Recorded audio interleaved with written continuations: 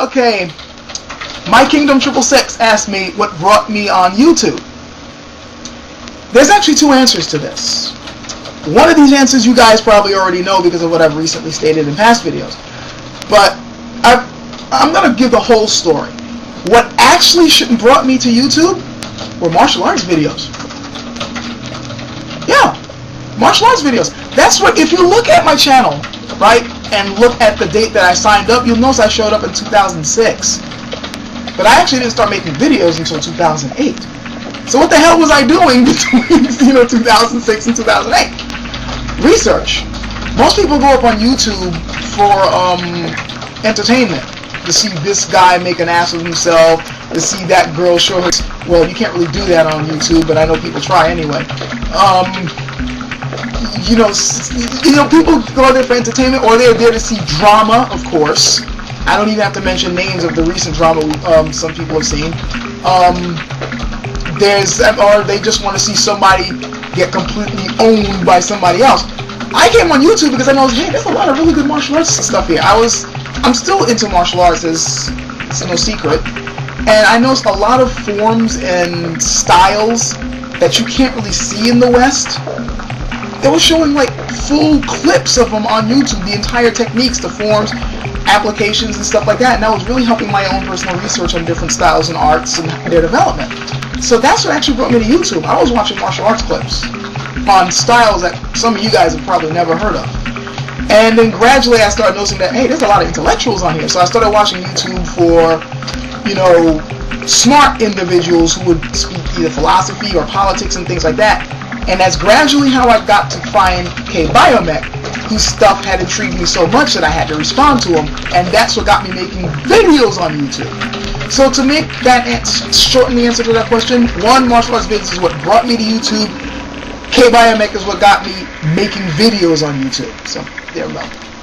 Two, who is my favorite YouTuber? That's a tough question because, well, let's put it this way. Go to my channel, click on my subscription list. It's huge, isn't it? Now granted, not every single last name on there I consider top tier. But almost all of them had something, or at least used to have something that I considered watching. Some names on there, I'll admit, don't have accounts anymore, like Dentalux. He made some of my favorite video game reviews of all time, and he's no longer around, and I have no freaking clue why he disappeared, but I keep him on my subscription list just simply as a form of tribute. But I do have a couple of favorites, and it may not be who you think.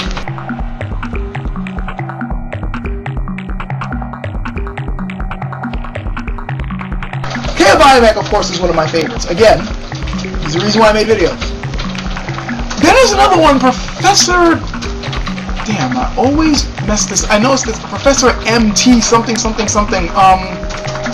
Give me a moment. This is horrible. I actually have to look his name up now. This is embarrassing. One thing you guys need to know about me, and I know no one's asked this yet, but here's your chance to know this. I'm sort of bad with names. I'm good with recognizing faces. I'm good with recognizing voices. But unless you're somebody who I've been dealing with for a long period of time, or at least consistently, I tend to forget names. I might have a facsimile of your name, but I tend to forget your name. So, yeah. That's my excuse for looking this name up. Yeah. And I'm still looking. Because my computer is slow. My computer is a piece of crap. But you guys already know that. Professor. There he is. There it is. It's basically Prof MTH, or PROF, then capital M, capital T, capital H.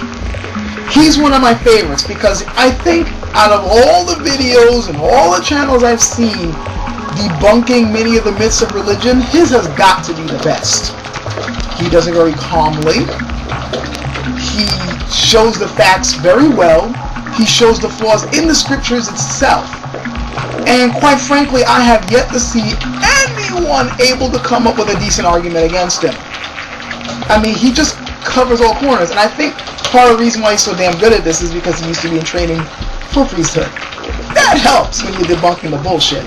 So he's one of my favorite YouTubers. I already said K-Biomech. I already said him.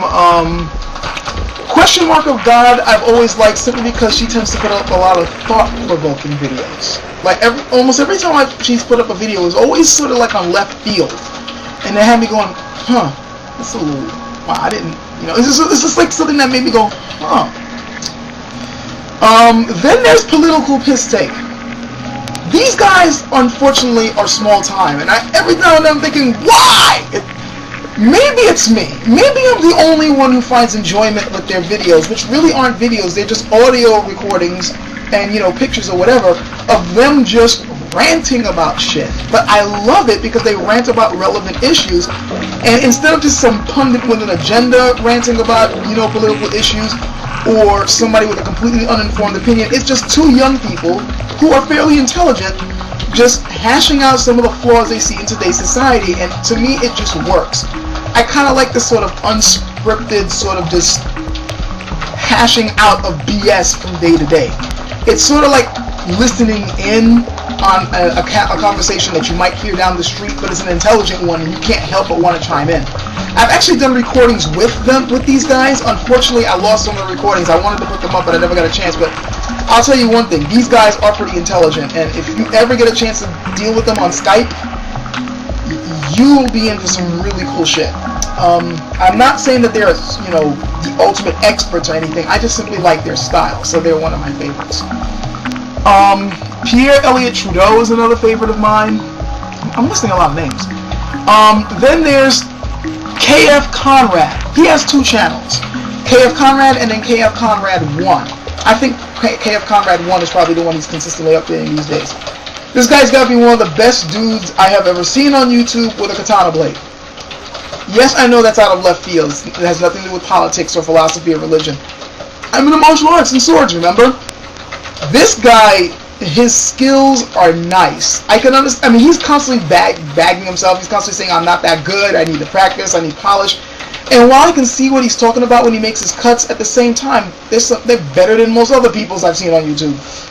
This guy's good. And he's quite opinionated and no nonsense about what he believes about swordplay, and that alone gives me a lot of respect for him because he tends to be right. He's just as very blunt expressing his opinion. So he's always been a favorite of mine. And then there's Hyojin-sama, who I also like because he has some of the most informative videos I've seen on swords and katana blades. Then, I'm saying a lot of names now. Alright, last but not least, and I know there's some other favorites, but I just can't remember them right now, Feel Free to Argue. I just like the passion that he brings to his channel. He brings up really good issues. He states his opinions well. He's definitely informed. And he's, I just simply like you could tell he genuinely cares about what's going on in this country, and that alone just made me have to subscribe to him. Oh, two other names real quick. I can't believe I forgot this guy. Nathan Forst 1. He's a newcomer. After just seeing one video, I subscribed. I got to watch him because of Kreuzesberg, who's another guy I like watching, and I really like Kreuzesberg's stuff. I really like him. I'll put him up on my favorites, but the reason why I didn't mention him earlier is that every now and then I feel he descends a little bit too much into just pure name calling, but then again, I don't want to hold that against him because quite frankly, the people who he's bashing tend to deserve it. So, yeah. So, that's it. Otherwise, I'm going to be naming names all day. But I got several favorites. It's hard for me to pick just one. But I guess if I have to pick, if I'm forced to pick a single name, I guess it would be the very first one I mentioned, Prof MTH, because I mean, really, if you really want to see a lot of BS in Christianity, you've got to check this guy's channel out. Alright, and you asked, what is the scariest moment in my life? What was the scariest moment in my life? I gotta think about that one. What was the scariest moment in my life?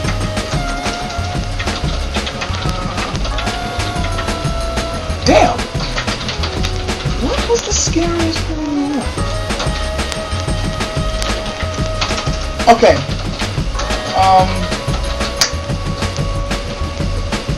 They're kind of personal, I have to say, so I'm going to have to be very careful how I state this. But the two scariest moments in my life, one when I faced having to live in my car, and And no, that wasn't recent. Second, when I thought my wife's life was in jeopardy. Those were the two scariest moments in my life. That's it. This is as far as I'm gonna go.